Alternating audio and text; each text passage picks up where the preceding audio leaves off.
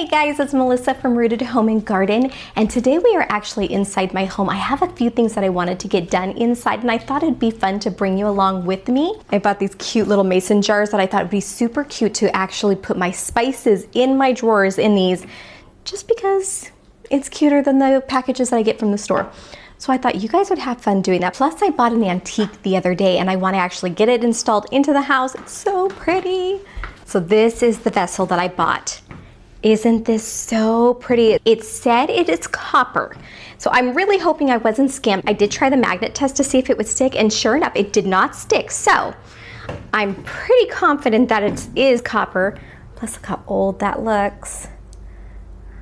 One thing you need to know about me is that I love antiques. I go antique shopping all the time. I'm just obsessed, and I'm extremely sentimental. So anything that's sentimental to me, I try to find ways to bring it into my home, because a home needs to be our safe space. It needs to be the place where it's like, oh, you walk in the door and it's so good to be home. And that's exactly what I've created with this home. We have lived in this home for 15 years now. My third child, my daughter, she was a year old when we moved into this home. My two youngest were actually babies in this home. And so this home is so special to my family. We are the second family to live in this home since it was built. It was built in 1955. An older couple lived in this home. Their babies grew up in this home. And then when we purchased it, we took over. So this home was built in 1955, and we are actually the second owners of this home, which is so cool. There's some homes where you buy and it's like they've had 15 homeowners, but the fact that we are a second owner in this home, I feel incredibly special. I feel like that is such an amazing thing.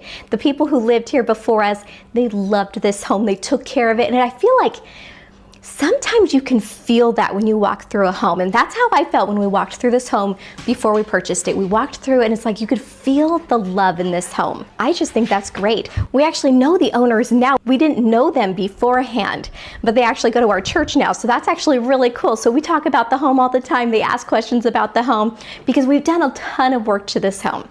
Now, I'm a stay-at-home mom. My husband doesn't make a ton of money or anything, so we do have to sacrifice with our budget a lot. So things don't get done the way I planned it in my head. Things take a little bit longer than I expect, and that's okay. You know, there's sacrifices that have to be made when you're losing an income, especially in California. But the sacrifice has been so worth it. But this home, we have remodeled every inch of it, from top to bottom, truly, we really have. So I'll just give you a little quick spin of the home right now. I'm not going to take you around and show you all the spaces because not every space is actually clean. But this is the kitchen, the living room, right over here. These are my big picture windows. This is what sold the house to me. The picture windows in the living room. I think they're just so beautiful, and just the moment you walk in, let me go to the front door. I am at the entryway right now. You walk in right now, and this is the view that you get. Isn't that breathtaking? I mean, who wouldn't buy this house? This house actually sat on the market for 2 years. Nobody wanted to buy this house, and the moment I walked through it, I just thought, why not? Now, it is a very tiny house. I will say that. I think the main living room, the kitchen, the bedrooms, I think that's about 900 square feet, but they added on, the previous owners added on the family room, the laundry room, the mud room, the whole section over there, which made it the house actually be 1,700 square feet. And it flows so nice. We did add more to the remodeling that they did, and our open floor plan that we have created actually has made the house feels so much bigger. Now, here's a warning to those people who are thinking about removing a wall, especially between the kitchen and the living room like I have done. You will lose character. That is something I knew ahead of time. I didn't want to lose it, but I had babies at the time. I had 3 little babies at home, and I wanted to be able to see them wherever I was. So if I were in the kitchen and they were playing in the living room, I wanted to be able to see them. So that was my main drive to opening up this house. And I mean, I feel like we lived here probably 5 years before we actually did it. Yes, so Josh was a year old. My 4th child was a year old when we did this big remodel over here. So I had already experienced raising itty bitty babies in this house with it closed up, and I knew the second time around that I wanted to have it more open so I can see where they are, what they're doing, being involved in their lives when I'm stuck in the kitchen. So that was my drive. Now I will say I have been regretting that decision now that my babies are older, and I've been begging my husband to put the wall back. I know that sounds ridiculous, but I really have. I've been really pushing it. My mother thinks I'm ridiculous. My mother-in-law thinks I'm ridiculous. My husband thinks I'm ridiculous. I want the character back and I want the coziness back. I mean, I know this living room is quite small and the kitchen was quite small as well, but there is something about the coziness that I miss. Now, I will say we are doing major remodeling this summer. I'm counting down the days, start June 1st. June 1st is the first day of the major remodeling that we're doing. We're gonna be adding planks to the ceiling, beams to the ceiling. Now, this is all faux stuff. This is not going to be the real deal, but you know what? That's okay. I am perfectly happy with it. The chandelier behind me, we just installed that. I've had this chandelier for years. I bought this probably like 10 years ago, and just now we finally installed it over the dining table. So sometimes it takes me a while to get things decided what I'm going to do. This fan right here in the living room, we did that the same time as we did the chandelier. It was actually put right here in the center. Can you see that?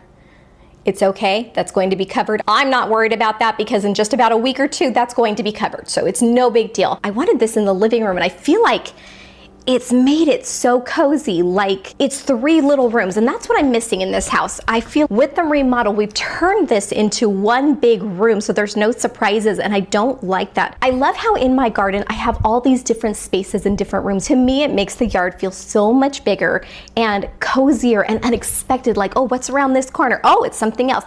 Even though my rooms out back are not large, I feel like it does draw you in and makes it appears larger because of that reason. So anyway, that's kind of what I wanted to do with this house, but everybody keeps shutting me down, telling me no. And in the next 2 weeks, we are putting a vent hood up above the stove. Finally, I'm so excited. We removed our pendant lights, which are right there. Again, those are gonna be covered up. I feel like having lights and a hood together that's just gonna be too much. So that is why I removed those lights, and what I want to do is actually get a pendant light over the sink. I know I used to have one, and I don't know why I didn't put one back. I don't know. 10 years ago, I guess I wasn't thinking. So I want to get one put back up over here just to make it feel, quote, cozy and quaint. Anyway, I can just jabber on about all that stuff and talk about it, but I don't need to do that right now. What I do want to do right now is get all the spices in the spice jars and put them away, because right now the drawer, I mean, it's functional, but it doesn't look great, and I want it to look great. So that's the plan. Currently, this is where all my spices are. I have it in this drawer right here next to the stove because it makes it super easy to actually cook. When I'm cooking over here, I'm not fussing with having to go back to the cabinet. That's where the pantry is, right there. Back to the cabinet and getting things out. I can just focus on getting things here. But see what I'm talking about? It's not very pretty. It's convenient because I have all these labels and everything. I don't like it, so I want to move things around. To be honest with you, now I'm looking. Maybe these jars are just too small. Shoot. Maybe I did buy jars that are too small, but you know what? This is what I have. It's already pre-washed. We're gonna go with it anyway. Lollipop, my son's rabbit, if you notice the cage right here next to me, he finally, for the first time, slept outside and he did really well. So he is permanently going to be outside, so I don't have to have this cage in my house any longer, which makes me so happy. Just bring this small towel with me, be easier. All right. Well, I'm excited about this. I think this is going to be a good thing to do, but I do need to find a pen. A pen that works, however. Let's see if this, whoops, got it on my finger and it works, so we're good. All right, so I'm just going to start putting things in here. Oh my goodness, look at this. This jar is almost empty, right? We can all agree on that. I did not buy jars big enough. Darn it, darn it. That means I'm gonna have to store extra jars, so I don't know. Oh no. I still have powder, and this is completely filled up to the brim. Oh, Melissa, I thought you were thinking. Apparently I was not. All right, so I'm gonna write onion powder on this. Okay, one thing's for sure, I'm gonna have to get larger ones, but you know what, this will work for now. It's fine. So that is done. None of them are gonna fit. All right, next, this is basil.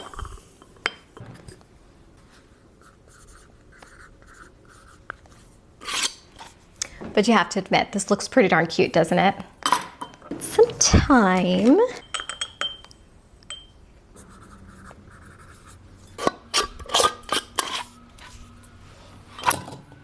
Oregano. Now these are just the spices that I use on a regular basis. So how I've broken my kitchen up. This is my cooking station. Everything I use to cook on the stove, cook in the oven, that all goes here. So I have 6 drawers on this side, and that's all dedicated to cooking stuff. That makes it so I don't have to run around all over the kitchen looking for where the heck my items are. So I have like my hot pads and my spoon rests and everything in here. I have the spices in this drawer. Over on this section, I have all the utensils I use on a regular basis. This one I have not organized yet, so I'm not even gonna open that. And then I have my pots and pans in here. So it does make cooking so much easier. What was this?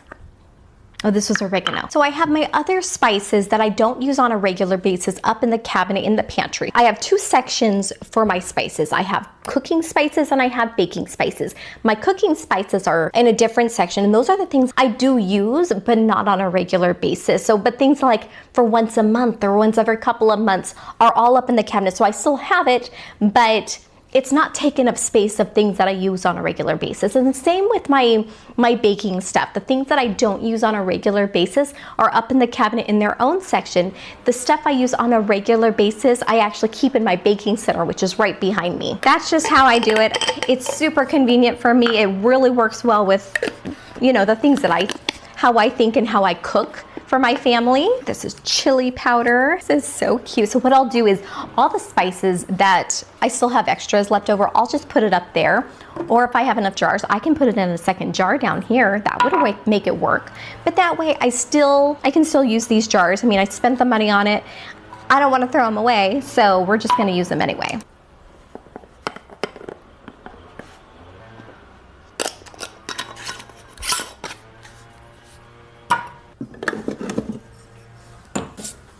Kosher salt.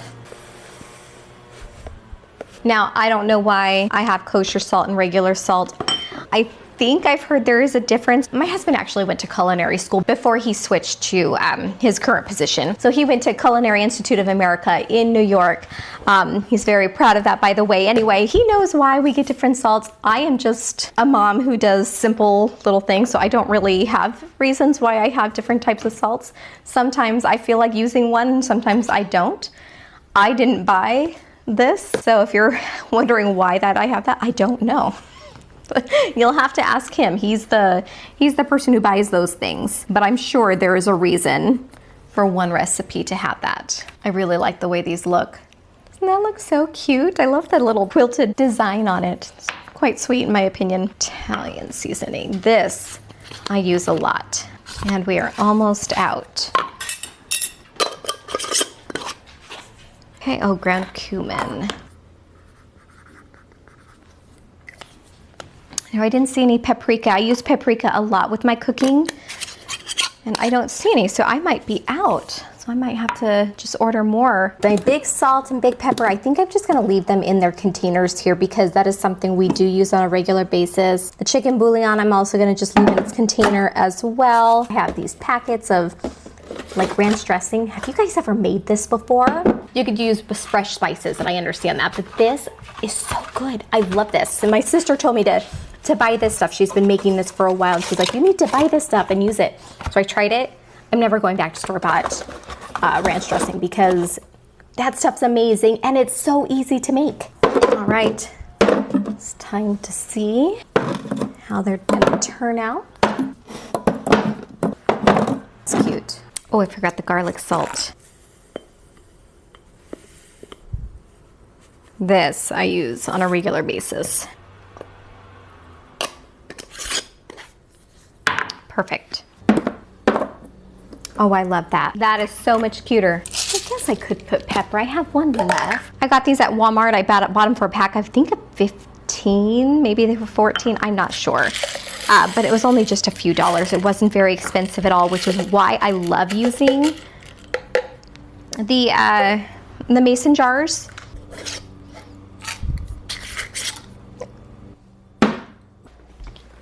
All right, so I have 4 jars that I'm gonna put away up in my stash up there.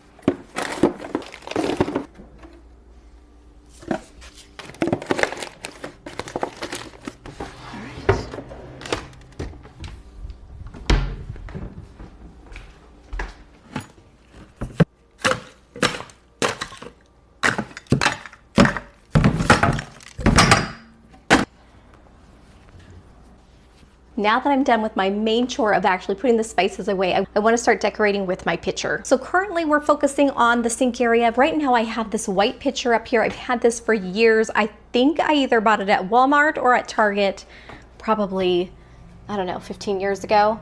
And it's served its purpose. It's pretty, but it's not an antique. And that's where I really wanted to focus on, is really making sure I get the little details in. So I have, these are hydrangeas from my garden. They've been dried. They don't look great, but I really like the way it looks. So every year I cut off blooms off my hydrangea tree and I place it in here, and I just think it looks so pretty. They're definitely needing to be replaced now. So what do you think? So here's the white. Let's get the copper in, see what we think about that. All right, so here it is. It's so pretty. Now there's different tricks if you're not sure if it's copper or not. So what I've done is I keep a magnet actually in my purse. I discovered this a few weeks ago. I was doing some research and trying to figure out how can I tell if something's real copper or if it's fake copper. How you can tell is you take a magnet. If it doesn't stick to the copper, then it should be copper. But of course there are other metals as well that copper doesn't stick to. So copper also doesn't stick to aluminum. Anything else? I'm not sure. There's a couple of things though that it doesn't stick to. So you just have to really, fingers crossed, and mostly if you like the item, then it doesn't matter if it's real or if it's fake. I do think this is real. I mean, it looks real. I could scratch it and really, that's I guess how you would really tell for sure if it's a real copper or not, is if you scratch it. If you see that it's the bright copper underneath the scratch, then it's real copper, and if it's not, then it's probably aluminum. I'm happy not really knowing at the moment, so I'm just gonna say it's real, and we're just gonna play it at that, especially with how much it cost.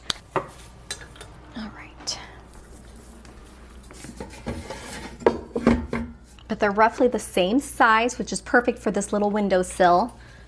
I'm gonna try as carefully as I possibly can to ruin any blooms. It's raining hydrangea blooms right now.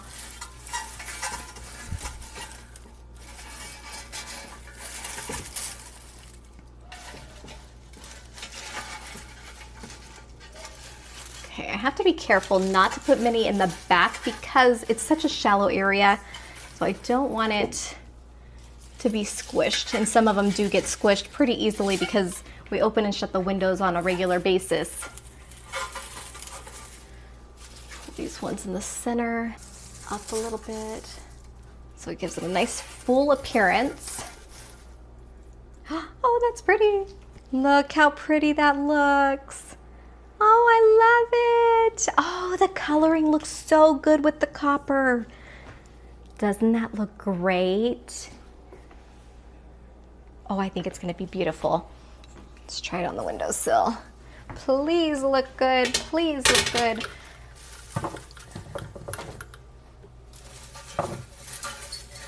Just some blooms. Oh, I like it. What do you guys think? Do you like it with the copper or do you like it with the white? I'm gonna keep it, I'm not gonna throw it away because actually it's really cute. I like it, even if it's just a Target or Walmart picture. But oh, I think that's so precious. But now I've got a mess to clean up.